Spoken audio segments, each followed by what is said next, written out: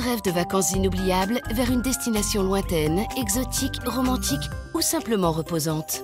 Pour certains voyageurs, cela peut être l'expérience d'une vie. L'idée de faire le tour du monde, c'est un grand rêve de voyageur, parce que j'avais déjà beaucoup voyagé avant. Mais tous les préparatifs du monde ne garantissent pas la réussite du voyage. Et là, il revient accompagné de deux gros Indiens avec turban, grosse moustache et kalachnikov. Un voyage qui peut tourner à la catastrophe. On fouille les sacs, mais complets, où en fait on nous a pris pour des espions. Tous ces voyageurs s'apprêtent à passer des vacances d'enfer.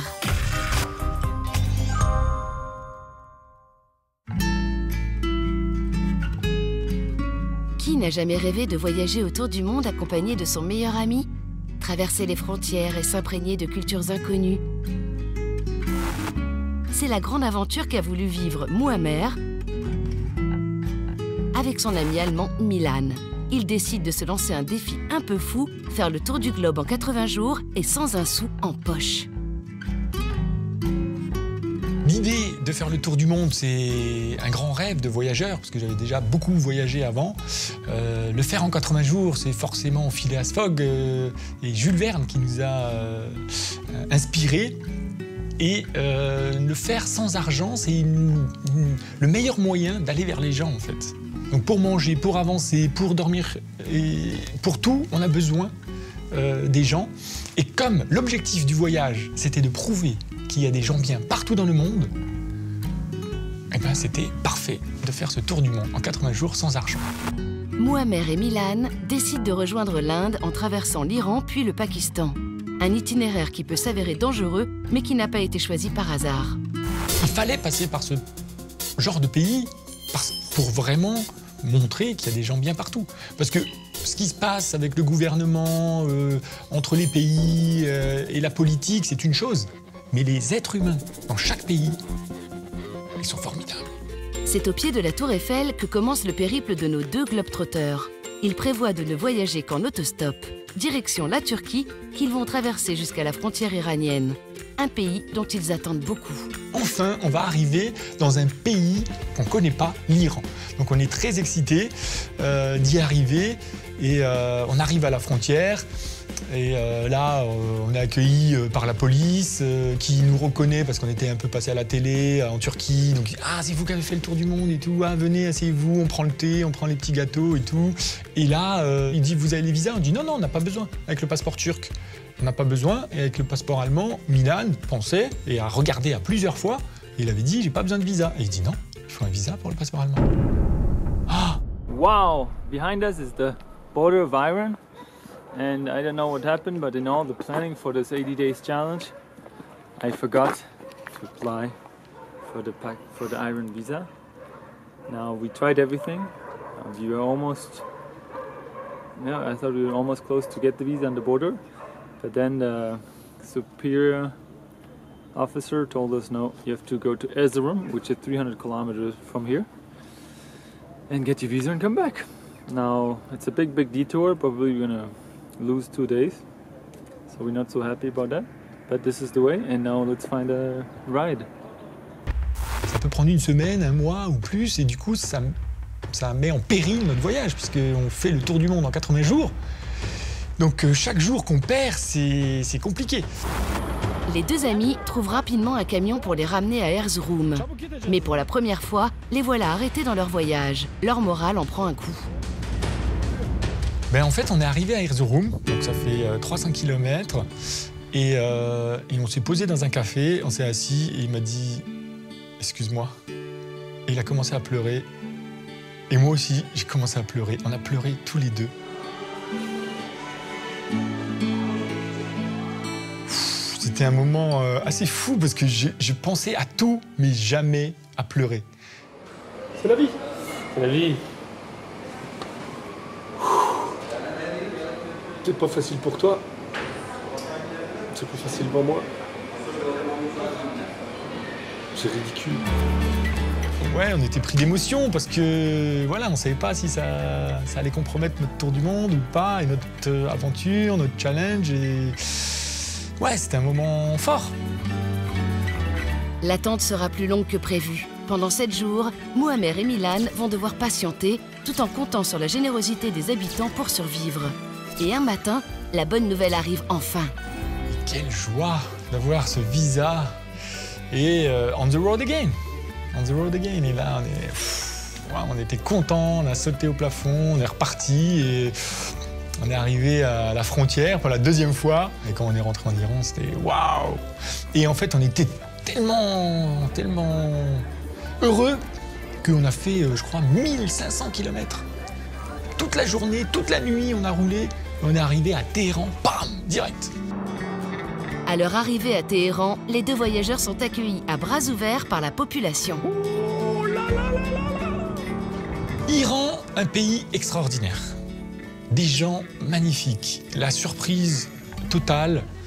Les gens étaient impressionnants et on nous disait il ne faut pas regarder les femmes, sinon carton rouge. Et en fait, c'est des femmes qui nous ont aidés.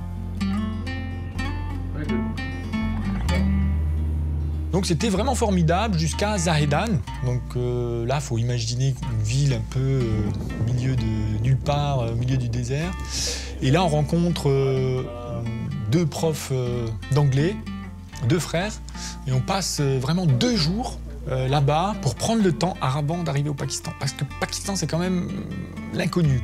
On ne sait pas, c'est quand même la plus grande inquiétude, c'est le lieu le plus compliqué, on va dire, de notre aventure. On nous avait conseillé de tracer le plus vite possible, de ne pas s'arrêter et de s'habiller en tenue locale. Donc la mission en Iran, c'était de trouver des habits locaux. Et c'était déjà compliqué, quoi. Finalement, un vendeur, je lui ai demandé un vieil habit qu'il avait à lui, qu'il ne mettait plus, ce qui arrive à tout le monde. Et il m'a dit « Ouais, demain je te le ramène ». Effectivement, il a ramené une tenue. Bon, il était un peu plus large que moi, donc c'était très, très ample. Mais on avait les tenues pour passer plus discrètement et pas faire les gros touristes au Pakistan, parce que là, c'est assez flagrant, quoi. I'm so happy. Thank you. Thank you. Really.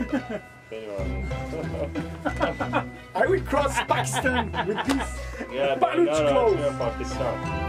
Habillés de ces tenues locales, Muammer et Milan espèrent ne pas se faire remarquer lors de leur traversée du Pakistan. Une précaution qui a toute son importance. C'est une zone tribale. Zone tribale, ça veut dire que c'est pas forcément bien sécurisé par l'État, par la police, par l'armée. Donc ça veut dire que si tu es un touriste, qu'on peut te kidnapper, oui, c'est un risque. C'est un risque qui existe. Pakistani. On s'est dit, bon, on va aller sur la route, on fait du stop. Et boum, une voiture s'arrête. Waouh, super. I'm from France. France, Paris. Paris. Ah. On commence à partir, il fait demi-tour. On dit, mais qu'est-ce que tu fais? Ah non, mais il faut que les papiers, là, enfin, on comprenait pas trop. Ok. Et là, il dit, police. Et moi, je dis, non. On sort alors. Il a dit, mais non, mais c'est bon, non, si, non, bon. Finalement, on se retrouve à la police. Et nous, on pensait qu'il fallait faire un papier. Et non, en fait, il nous laisse à la police. Et finalement, au bout de 3 heures, un monsieur arrive, parle parfaitement anglais. Bonjour, ça va? Répond pas. Il dit, qu'est-ce qui se passe? C'est moi qui pose des questions. Pouf, interrogatoire. Et là, voilà, on nous pose 10 000 questions, on fouille les sacs, mais complets. En fait, on nous a pris pour des espions. C'était dur, ce moment-là était vraiment très difficile. Se faire interroger, se faire fouiller, on a l'impression d'être mis à nu, alors qu'on est des aventuriers. Et c'est difficile, quoi. C'est difficile parce que à ce moment-là, si on nous prend pour des espions et que vraiment ils croient qu'on est des espions, mais qu'est-ce qui va se passer? Donc ça peut aller loin. Et à la fin, il dit ah non mais c'est bon. Donc il s'est rendu compte qu'on était des voyageurs et qu'on n'était pas des espions. Il disait ah c'est bon, bon voyage. L'armée iranienne impose à ces 2 originaux une escorte. Le convoi roule vers la frontière pakistanaise, mais à la tombée de la nuit, on oblige les voyageurs à passer la nuit à l'hôtel. Et on arrive dans une ville très très proche du Pakistan. On nous amène à l'hôtel et là on passe 2 heures à l'hôtel parce qu'on n'a pas d'argent. Et le policier en a tellement assez à la fin parce qu'on ne trouve pas de solution. Le mec de l'accueil il peut pas, le patron il l'a appelé, il veut pas. C'est un endroit perdu, il n'y a pas d'autre moyen. Et du coup le policier paye l'hôtel pour nous. Et on se retrouve dans un hôtel avec des cafards, pas très propres, on n'a rien mangé de la journée. Troisième petit déj, enfin troisième repas avec que du pain, et des dattes. Et du coup, le lendemain, on traverse la frontière, on arrive au Pakistan. Arrivés enfin sur le sol pakistanais, Muammer et Milan pensent avoir retrouvé leur liberté. Donc on a nos passeports, il faut qu'on reparte à l'aventure, faut que, voilà, liberté. Voilà, on avait envie d'être libre de nouveau. Et donc on s'échappe de la caserne, on va jusqu'à la station de bus, et là, à la station de bus, le chauffeur dit non, on ne peut pas vous prendre. Il y a 2 Hollandaises qui se sont fait kidnapper, on ne sait pas où elles sont, on n'a plus le droit de prendre des étrangers. Au Pakistan comme en Iran, la police ne veut pas laisser les 2 amis voyager au petit bonheur la chance. Ils vont donc encore être escortés. Et là, la police s'énerve et me tient par le poignet, me dit « Tu viens ». Ah, là c'était un peu... Contraints et forcés, ils montent en voiture avec la police. Et ils ne sont pas les seuls voyageurs à être arrêtés ce jour-là. Il récupère un mec, un Turc, İlker, mais il était très content de nous voir et nous, on était très contents de le voir aussi. Aux côtés de leurs nouveaux compagnons d'infortune, les 2 aventuriers roulent en direction de Quetta, un passage obligé pour aller vers l'Inde. Maintenant, on est 3. On est 3 dans la voiture avec İlker, le Turc, et on roule pendant des heures, dans des routes droites, désertiques, avec quelques bâtiments en ruine par-ci par-là. Mais là, on se sentait bien, ça avançait bien. Donc on a fait 300 km en un jour. Donc c'est-à-dire qu'au bout de 2 jours, on arrive à Quetta. Mais les informations qu'on a sur Quetta, c'est qu'une bombe a explosé dans la mosquée, c'est qu'un mec s'est fait assassiner. Et là, les changements de véhicule, c'est toutes les 5 minutes, 2 minutes. Après, on voit un mec avec anti-terroriste. Hein? Ensuite, on monte dans un véhicule où, pour la première fois, le militaire se met debout, prêt, en visée, comme ça. On change de véhicule blindé. On ne sait plus ce qui se passe et on ne dit plus rien, quoi. Et on change encore de véhicule, et on change de véhicule, et finalement on nous ramène dans un hôtel, et on nous pose. Et on voit qu'ils ont laissé les passeports à la réception de l'hôtel. Et là, on monte une opération pour s'évader. Parce qu'on en a assez de la police qui nous escorte partout. Donc nous, on dit, on va prendre les passeports, et on prend les passeports, on sort de l'hôtel, les mecs qui nous appellent, on répond pas, on sort, il y a un tracteur, on fait du stop. Et ils nous amènent à la gare. Et là, on arrive au guichet, et il nous dit « Ah, il n'y a plus de place dans le train ». On dit « Non, vas-y, fais quelque chose, je sais pas, n'importe où ». Il dit « Bon, je peux vous vendre un pied, mais on n'a pas de place assise ». On dit « Ouais, c'est bon, c'est pas grave ». İlker nous achète et nous offre les billets, et on monte tous les 3 dans le train démarre, et là, liberté. On repart, on revit, l'aventure reprend, on est seul, on est avec les gens, avec les Pakistanais. On est heureux, quoi. On est heureux. Pourtant, le train, il est rempli. Hein.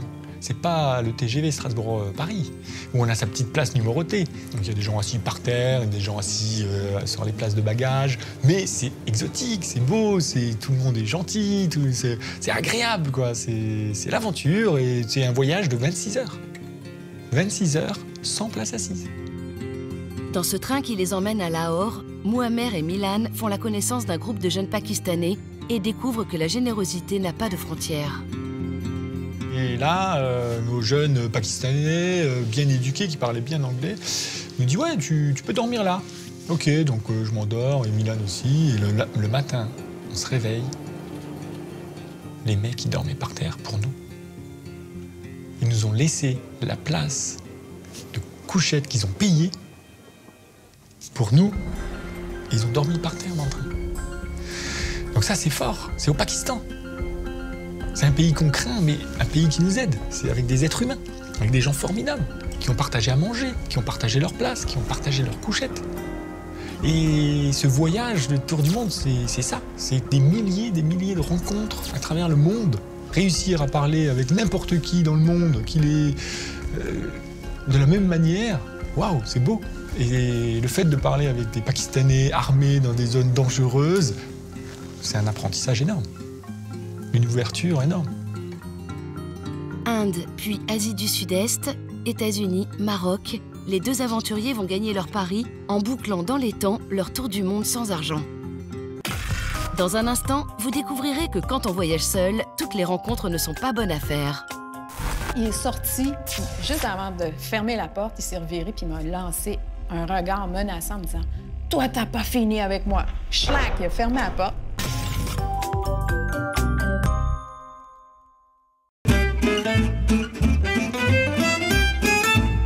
Après avoir fini leur scolarité, beaucoup d'étudiants décident de passer plusieurs mois à voyager.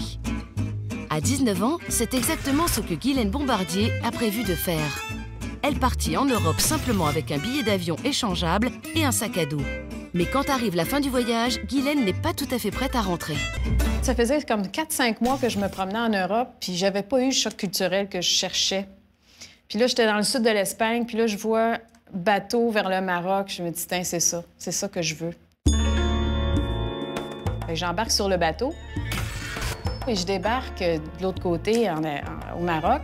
Et puis, je me retrouve à la douane. Et puis, le douanier qui m'accueille, il regarde autour de moi puis il me dit « Avec qui êtes-vous? » Je suis seule. Et là, il commence à me raconter en long et en large tous les dangers auxquels je m'exposais parce que là, j'étais une femme toute seule, une jeune fille toute seule, puis que j'allais assurément avoir un gros paquet de problèmes et que j'allais trouver ça très, très, très désagréable et peut-être même que j'allais me sentir mal.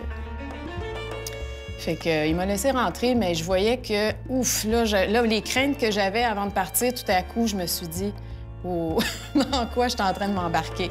Après avoir passé la douane, Guylaine et d'autres touristes font face à une cinquantaine d'hommes marocains, chacun proposant leur service. Les voyageurs chevronnés recommandent souvent d'embaucher un guide local. Comment je fais pour choisir? Fait que si tu y vas au hasard, selon le regard qui a l'air le plus sympathique, tu sais, fait que j'en pointe un. Le choix arbitraire de Guylaine se porte sur un jeune homme nommé Abdoul. Il suggère de commencer leur visite par une balade en taxi.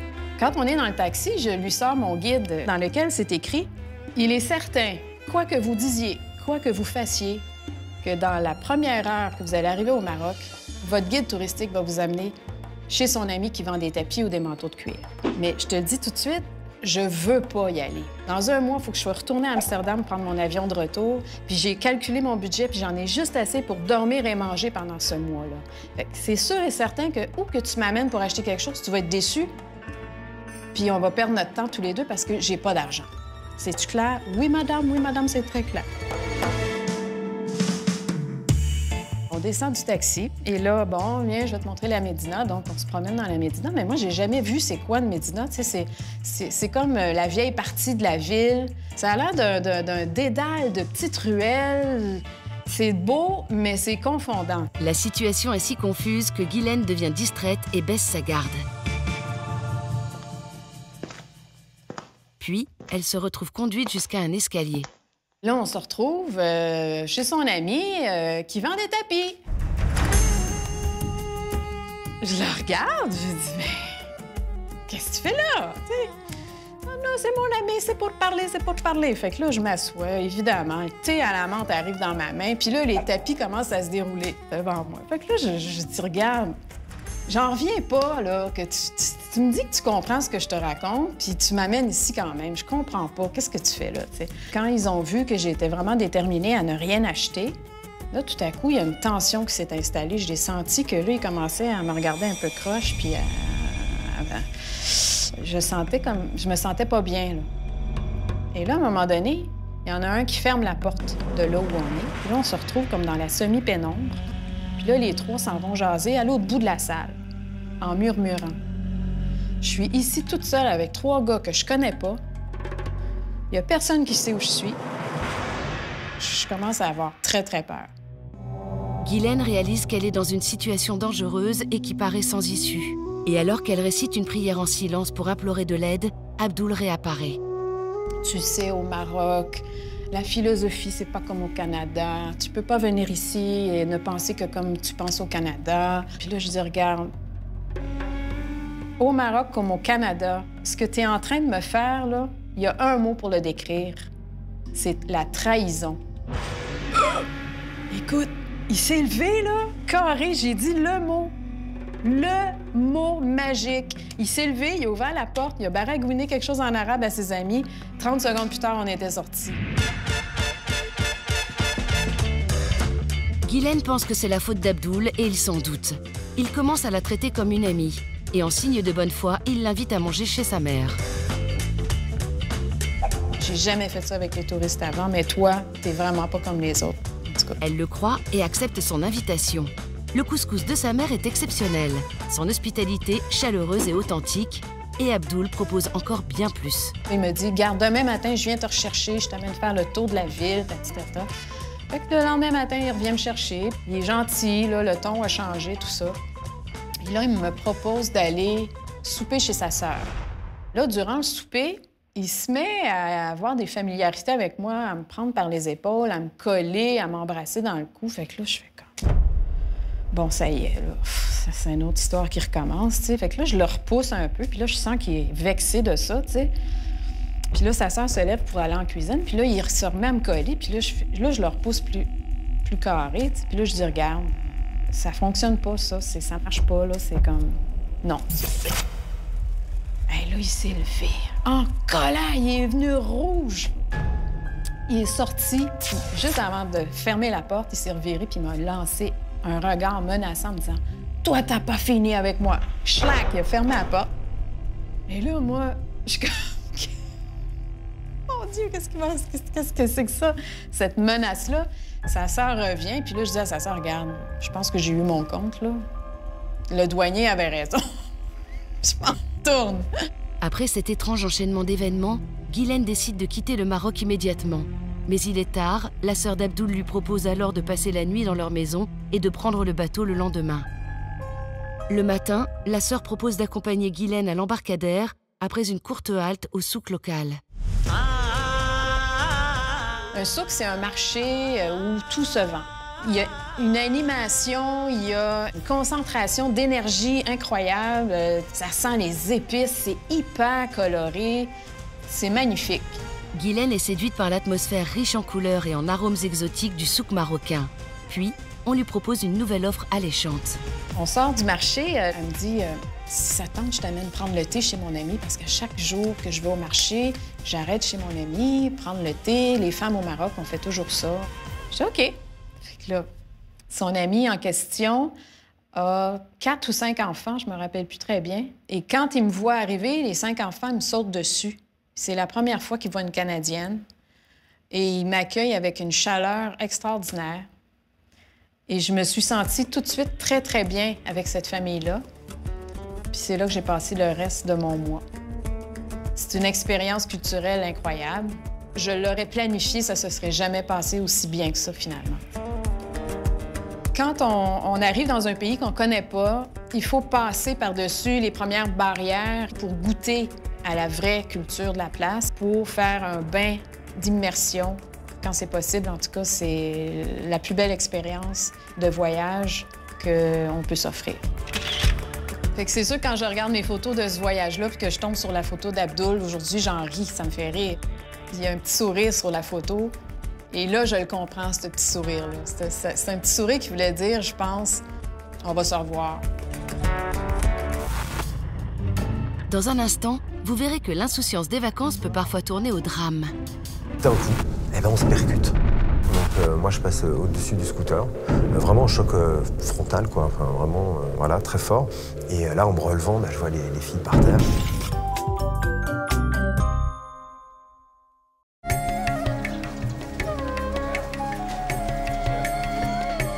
Qui n'a jamais rêvé de découvrir le monde en famille, faire des rencontres inoubliables et regarder son enfant s'émerveiller du monde qui l'entoure? C'est le rêve que partagent Vanessa et Arnaud. Il y a 2 ans, ils décident de tout quitter pour partir à la découverte de l'Asie. Le voyage doit durer 1 an. C'était un projet qu'on avait depuis toujours, depuis qu'on se connaît. Et puis on a eu une occasion qui s'est présentée devant nous. La vie nous a permis de nous évader, donc on a saisi l'occasion et on est parti. Vanessa et Arnaud ont une petite fille de 2 ans et demi, Louane. Ils ne conçoivent pas de partir sans elle. Ce tour de l'Asie se fera donc en famille.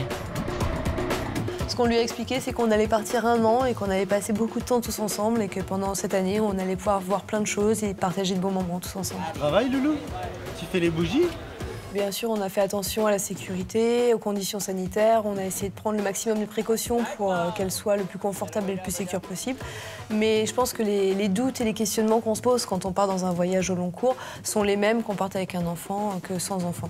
Ça impressionne toujours de partir dans des pays qu'on ne connaît pas et au final, tout se passe toujours bien. Normalement. Pour un dépaysement maximal, Vanessa et Arnaud décident de commencer leur périple par l'Inde. Ils rejoignent donc la ville de New Delhi, dans le nord du pays. L'Inde est un pays plein de contrastes et souvent on a un avis radical et assez tranché sur l'Inde. Beaucoup de voyageurs disent moi j'ai adoré ou très souvent moi j'ai détesté. Et c'est vrai qu'il y a rarement un entre-deux. Donc on s'est dit on va commencer par le plus dur entre guillemets, sans savoir à quoi s'attendre. Et puis je pense qu'après ça devrait rouler. Donc effectivement c'était vraiment un grand choc culturel. Surtout à New Delhi, c'est quand même une grande ville. Tu te prends une grosse claque de boride, ça roule dans tous les sens. Et puis t'as le truc extraordinaire en Inde, c'est ces vaches qui se baladent partout, que tu retrouves pas dans toutes les villes, mais surtout à New Delhi, t'en as vraiment partout. Tu débarques dans un pays, c'est incroyable. Pour découvrir l'Inde, la famille a choisi de se déplacer en train. Un moyen de transport bon marché et qui permet de prendre le pouls du pays. T'es dans le train, Loulou? Tu sais où on va? Un tour du monde. On se rend vite compte que finalement, prendre au coup par coup les billets de train, ça va pas être si facile que ça parce qu'il y a peu de trains et beaucoup de touristes. Du coup, on décide d'aller sur la gare centrale de Delhi pour réserver en amont tous les trains qu'on va utiliser pour la suite de notre parcours. Pour aller jusqu'à Calcutta, à l'est du pays, il faut compter une vingtaine d'heures. Le couple a donc réservé des couchettes. Mais rapidement, il réalise qu'il y a un petit problème. On se retrouve dans le train et en montant dedans, on ne comprend pas qu'il y a quelqu'un sur notre couchette. Alors on va voir le contrôleur, on lui dit mais qu'est-ce qui se passe? Pourquoi on n'a pas de place? On est avec la petite, il est 2 h du matin, on est en plein milieu de la campagne indienne. Pourquoi quelqu'un dort à notre place? Où est-ce qu'on met nos affaires? On n'a pas d'espace. Et là, entre-temps, le temps qu'on arrive à faire ça, le train est déjà parti. Donc on a quitté la gare, on n'a pas de place, on ne comprend pas pourquoi. Et un Indien qui était là en voyage également commence à interagir et discuter avec nous en anglais. Essayer de faire le lien avec ce contrôleur qui ne parlait que indien. Finalement, les choses s'enveniment, puisque cette personne qui, très gentiment, défend notre cause, finit par traiter le contrôleur d'incapable, d'imbécile. Et le contrôleur finit par se sentir vexé de cette situation où finalement on le traite de menteur et puis de personne qui n'a pas bien fait son travail. Il remarque que la date n'est pas bonne. Et donc, lui, ce qu'il nous dit, c'est en gros, vous n'avez pas le bon ticket, moi, ça ne me regarde pas. À la prochaine gare, on vous met dehors.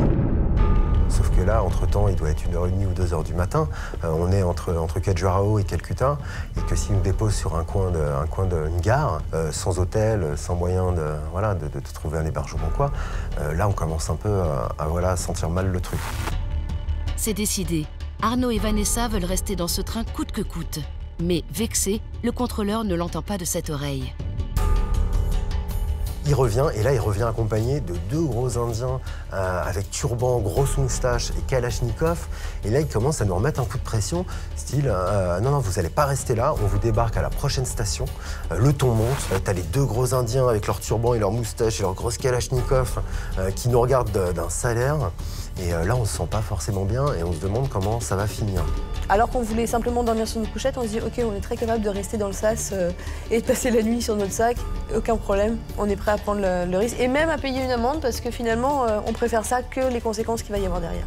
Mais on n'a pas assez d'argent sur nous. Donc notre sauveur indien, notre petit journaliste, se propose de payer et sort l'équivalent des places de tickets de train. Et finalement, on le remercie chaleureusement pour son intervention, même si son intervention nous avait un petit peu compliqué la situation par certains aspects. Et on va passer une dizaine d'heures en boule sur nos sacs, pas forcément très bien. Heureusement, Loulou, elle était tranquille dans sa poussette, alors elle, ça l'a pas choquée du tout. Elle était fatiguée. Tout le temps où il y a eu toutes ces discussions et tout ça, elle dormait. Et nous, donc, on finira en boule sur nos sacs à dos.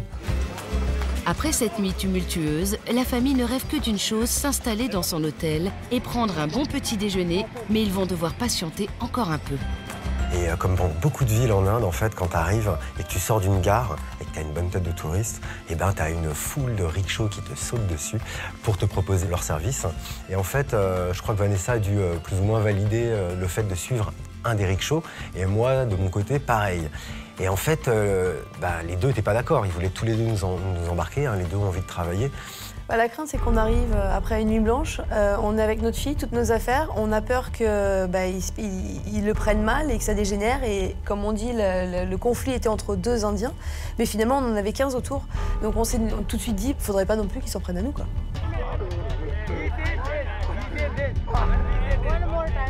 Ils commencent un petit peu à se chauffer entre eux et tout. Vanessa décide de calmer un peu le jeu en disant « Désolé, on n'a pas dû se comprendre, faisons un jeu de pile ou face. Comme ça, au moins, il n'y a pas vraiment de choix à prendre, c'est un peu délicat. » Donc on fait ça. Un des deux rickshaws le prend plutôt avec humour et fait « Ok, vas-y, on fait ça, si je gagne, ok. » Sauf que le deuxième n'a pas vraiment cette même approche. Hey, my friend, I don't choose anything. If you like, you can go with it. No, but... Oh, okay. Yes, but... You can make play game. No, we don't want... But you fight. You fight, man. Choose. You can have it. This is your mind. Which person you need to go. You can go. I don't want... C'est vrai qu'il a été... Bon, allez, go. Okay. Oh, c'est bon, on va pas envie de se faire engueuler, quoi. C'est bon. On va pas se faire engueuler, hein.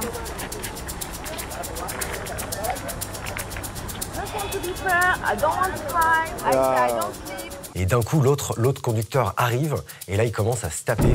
Vraiment, donc là, tu te sens vraiment très mal à l'aise parce qu'au final, tu comprends qu'ils ont envie de travailler, mais bon, enfin, ça vaut pas le coup non plus de se frapper, quoi. J'ai commencé à protéger la petite, à mettre à l'écart, mais j'avais déjà la poussette, le sac sur le dos et tout notre fatras qui était là. Après une nuit blanche dans les pattes, c'est un petit peu difficile. Alors, on a essayé de temporiser au départ.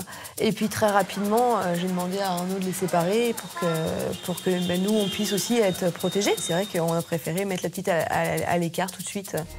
Perdant encore du temps à parlementer, la famille parviendra tout de même à rejoindre son hôtel. Cette entrée en matière plutôt musclée ne gâchera pas la suite du voyage. La famille Globetrotter va passer un mois à découvrir l'Inde avant de mettre le cap sur la Thaïlande, en espérant se reposer un peu. Après un mois en Inde, c'est vrai qu'on avait envie de se ressourcer et Koh Lanta, c'était l'occasion d'aller à la plage, de se détendre et de passer un petit moment vacances, entre guillemets. Dès leur arrivée, Arnaud, Vanessa et Louane profitent du calme et de la sérénité des lieux. Loin du tumulte indien, ils adoptent vite le mode de vie local. En Thaïlande, c'est vrai que le moyen de transport le plus accessible, on va dire, pour les touristes et le moins onéreux, c'est le scooter. Et donc on décide de louer un scooter. Bien entendu, impossible de trouver un loueur de scooter avec des casques. Donc bon, tant pis, tu fais comme tout le monde. Moi, j'ai 15 ans de permis moto. Voilà, c'est pas un petit 125 thaïlandais qui va me faire peur. Et un soir, on se pose sur une plage. Donc Vanessa joue sur la plage avec Loulou. Moi, je vais me faire un petit massage thaïlandais. Je suis très bien. On part de la plage, on se fait un beau coucher de soleil, on reprend le scooter, on décide d'aller faire des courses, on s'arrête à une petite supérette, on prend des choses sur le scooter.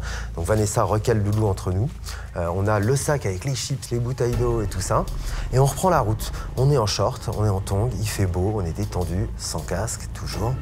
Et d'un coup, je vois au loin un autre scooter qui commence à descendre d'un petit chemin. On se voit, on se regarde, il me regarde, je le regarde. Bref, je me dis, ça va passer. Et d'un coup, il se décide à traverser. Et il me coupe la route. Et là, je suis à 40-50 km/h. Et d'un coup, on se percute. Donc moi, je passe au-dessus du scooter. Vraiment un choc frontal, quoi. Enfin, vraiment, voilà, très fort. Et là, en me relevant, je vois les filles par terre. Je vois si tout va bien. Vanessa se soulève. Louane est en pleurs, évidemment choquée. Je m'inquiète pour ma fille. Je suis sous le choc. Je tremble, j'ai peur. Enfin, j'ai le choc de la chute. Je me relève et je me dis, mais c'est génial, j'ai rien. J'ai quelques égratignures, rien du tout. Et la petite, surtout, la petite n'a rien. Les courses qu'on avait faites étaient entre nous. Et finalement, le paquet de chips, la bouteille d'eau nous avait protégés, l'avait protégée parce que ça avait rebondi sur elle et elle n'avait rien du tout. Donc soulagée, vraiment soulagée, surtout que la puce n'ait rien et que nous non plus. Et là, c'est une autre... on prend conscience qu'on va tout nous mettre sur le dos. Donc après le choc premier de l'accident, là, on prend conscience qu'on est mal barré. Généralement, sur l'île, en Thaïlande, quand un touriste a un accident, qu'il soit en tort ou pas, c'est lui qui paye. Quand tu vois l'état du scooter avec la fourche complètement pétée, tout le plastique autour défoncé, et qu'on dit qu'on va payer, bah là, ouais, on pète un peu un câble. Pour arbitrer le litige, Arnaud appelle la police qui arrive sur les lieux en quelques minutes. Finalement, on est convoqués tous le lendemain et on est agréablement surpris de voir la personne qui conduisait l'autre scooter de présent. En fait, c'est un petit jeune qui doit avoir 17 ans, accompagné de sa maman, qui n'a pas l'air d'être très contente que son fils ait créé un accident et surtout qu'un enfant ait été mis en danger. Et ce jeune homme, finalement, était plutôt sympathique et se repentit et nous dit pardon. Il nous dit qu'il a fait une erreur et en discutant avec les policiers, on arrive à faire entendre qu'on n'était pas en tort. On aurait été que tous les deux, je pense qu'on aurait payé. Et là, le fait qu'il y ait eu la petite, quelque part, ça nous a, je pense, un petit peu sauvés. Et la maman a eu très peur pour l'enfant et l'a regardé, il a bien surveillé qu'elle n'avait rien. Et finalement, le jeune homme a reconnu son tort et a dit qu'il allait payer les réparations du scooter. Donc on est très chanceux, on a eu beaucoup de chance sur ce coup-là. Et c'est vrai que ça aurait pu très mal se terminer. J'ai refusé de reprendre un scooter derrière. Se tirer de cet accident avec seulement quelques égratignures ressemble à un petit miracle. Pour Arnaud, ça ne fait pas de doute. Alors je sais pas si c'est ça qui nous a protégés, mais 2-3 jours avant, on avait croisé un moine dans un petit monastère dans la campagne thaïlandaise. Et ce moine nous avait offert des petits colliers, vraiment plein de tendresse. Il en avait offert un à Louane, un à Vanessa et un à moi. Et en nous souhaitant bonne chance et en tout cas plein de belles choses pour notre voyage dans son pays. J'aime à croire que voilà, cette rencontre, la tendresse qu'il a mis à nous offrir ces colliers, peut-être nous a protégés. Après des mois de voyage, de nombreuses galères mais aussi de splendides découvertes, Arnaud et Vanessa sont revenus à leur vie d'avant. Mais leur petite Louane ne rêve que de repartir. Dans un instant, vous découvrirez que la musique adoucit toujours les mœurs. Le sale flic avec les joues qui tombent, les sourcils froncés et les bras croisés. Il me regarde et je lui dis « Musica !» Puis je regarde le sol et je remarque qu'il commence à taper du pied.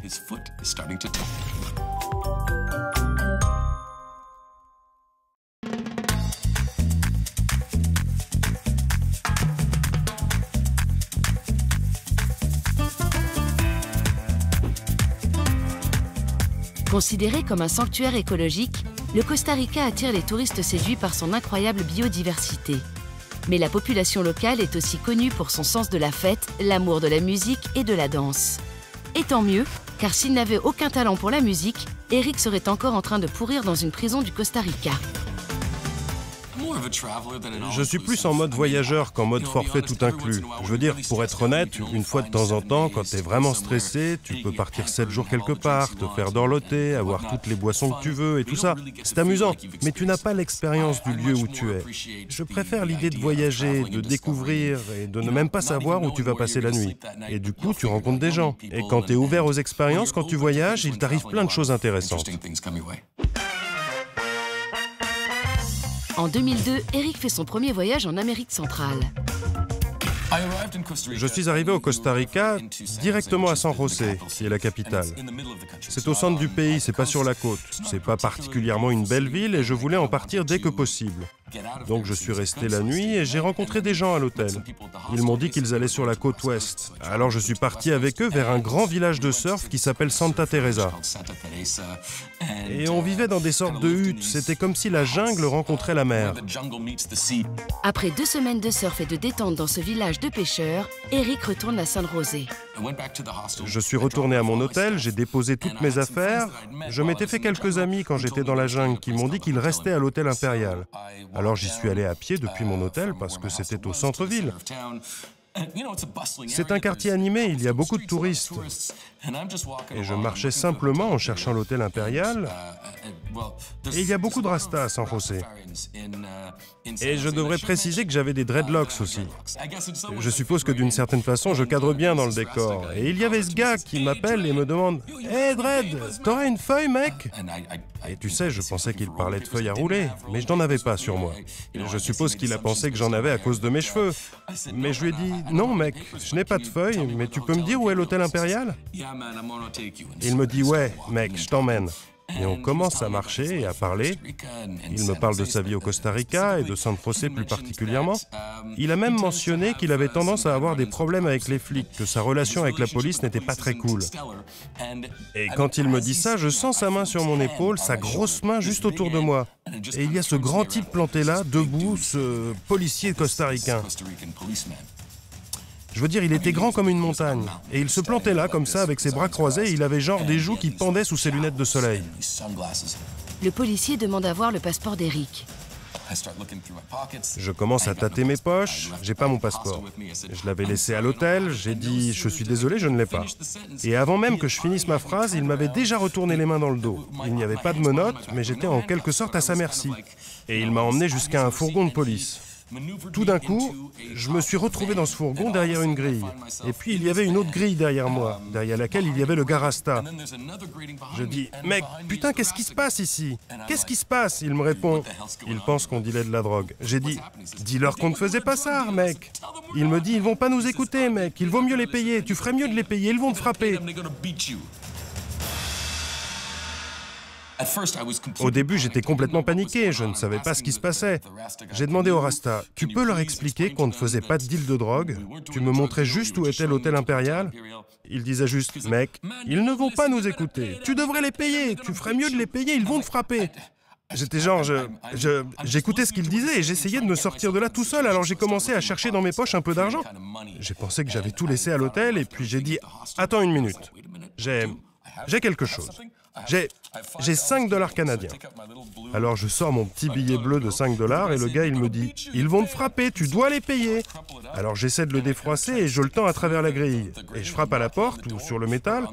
Et les flics le prennent, le regardent et ils se marrent et continuent de rouler. Je suis genre, ok, maintenant je suis vraiment foutu. Et le gars Rasta se met à chanter des chansons sur la police, genre « La brutalité de la police ». Et moi, je suis là, toi, tais-toi, tu ne m'aides pas, ne chante pas des chansons sur la brutalité de la police. Encore aujourd'hui, je ne sais pas s'il était de mèche avec eux, je ne sais pas si c'était une sorte d'escroquerie, mais ils voulaient vraiment que je les paye et mes $5 canadiens ne suffisaient pas. Je me suis résigné au fait que j'allais me faire botter les fesses et il n'y avait pas grand-chose que je puisse faire contre ça. Je vérifie mes poches et je me rends compte, attends une minute, j'ai bien mon passeport. Je veux dire, c'est très mince et avant j'étais paniqué et j'avais pas réalisé que je l'avais. Alors je tape à la grille en métal et je dis, regardez, passaporte, passaporte. Et il s'arrête brusquement, le fourgon a vraiment fait un dérapage. Il se range sur le côté, le conducteur se lève, fait le tour et ouvre la porte du fourgon. Je lui tends mon passeport, il le regarde et le feuillette, et puis je me souviens de ça très clairement. Il le ferme, le met carrément dans sa poche et me regarde. Et il ferme la porte, retourne sur son siège et reprend la route.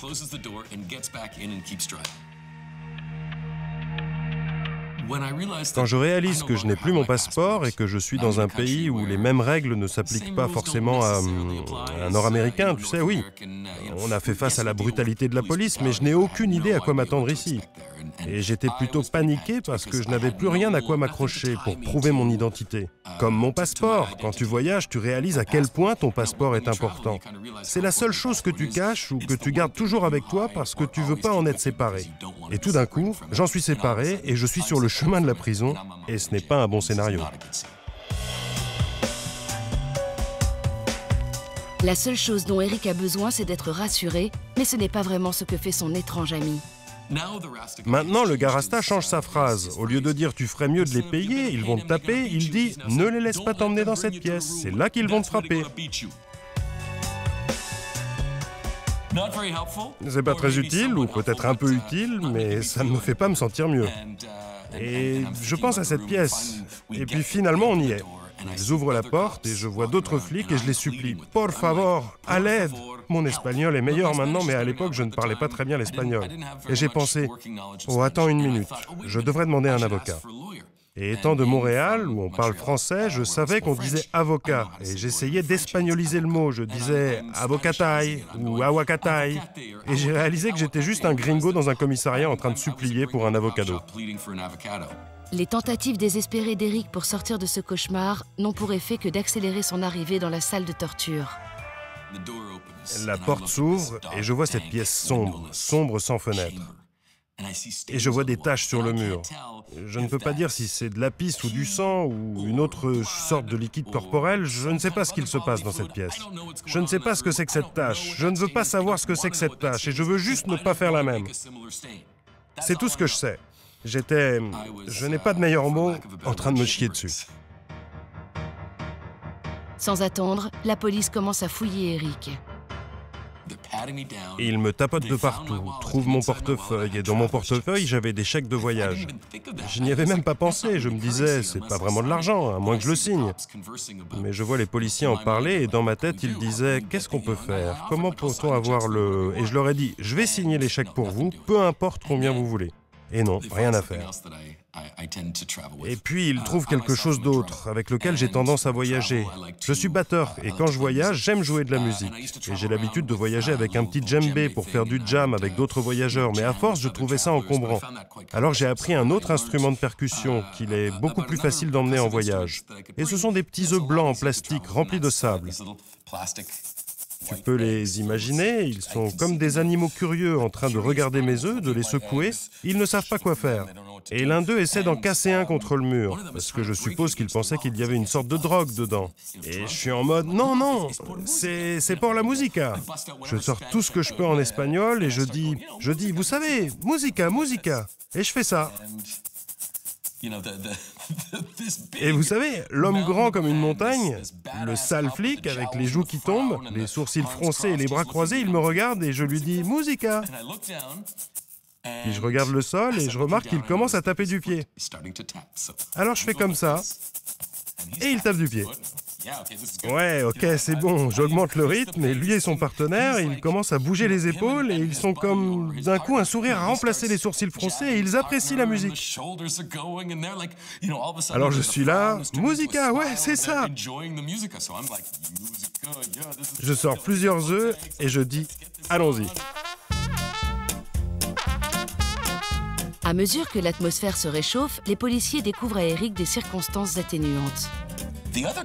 L'autre policier qui avait fouillé dans mon portefeuille a trouvé mon permis de conduire qui vient de Québec. Alors, il me dit... Ah, Québec, tu parles français? Je lui ai dit oui. Il m'a demandé dans un mauvais français pourquoi je ne leur ai pas dit que j'avais mon passeport. Et je leur ai expliqué que c'était un malentendu, l'adrénaline, j'étais à l'arrière du fourgon. Tu ferais mieux de les payer, ils vont te taper. Et tu sais, j'ai juste pas réalisé que j'avais mon passeport et c'était un malentendu. Et ils sont là, ok, musica, musica, canadienne, pas de problème. Le miracle se produit et Eric est poliment escorté jusqu'à la sortie, il est libre de s'en aller. Ils m'ont rendu mes 5 $ canadiens, mes chèques de voyage, ils m'ont même donné des colones. C'est la monnaie du Costa Rica. Ils m'en ont donné suffisamment pour prendre un taxi pour retourner là où ils m'avaient arrêté. Parce que le commissariat était dans un coin un peu craignos de la ville. Et tout ça s'est passé en genre 30 secondes. Je ne suis jamais parti d'un lieu aussi vite que ce jour-là de toute ma vie. Je me suis dirigé vers un taxi, et pendant que je sortais de là, tu sais, tout ce qui aurait pu se passer de plus se bouscule dans ma tête, et je suis sur le point de monter dans le taxi, et je vois le Rasta. Ils avaient dû le laisser partir aussi, parce qu'il avait été amené au commissariat également. Et il marche vers moi en disant « Hé, Dredeux !» Je lui ai dit « Ne me parle même pas, je ne veux pas t'écouter. » Je suis monté dans le taxi, j'ai fermé la porte, j'ai dit au chauffeur « Emmenez-moi à l'hôtel Impérial ». Et le petit remontant que j'ai bu avec mes amis a été le meilleur verre que j'ai bu de toute ma vie. Et la morale de cette histoire, quoi que tu fasses, apporte toujours des œufs.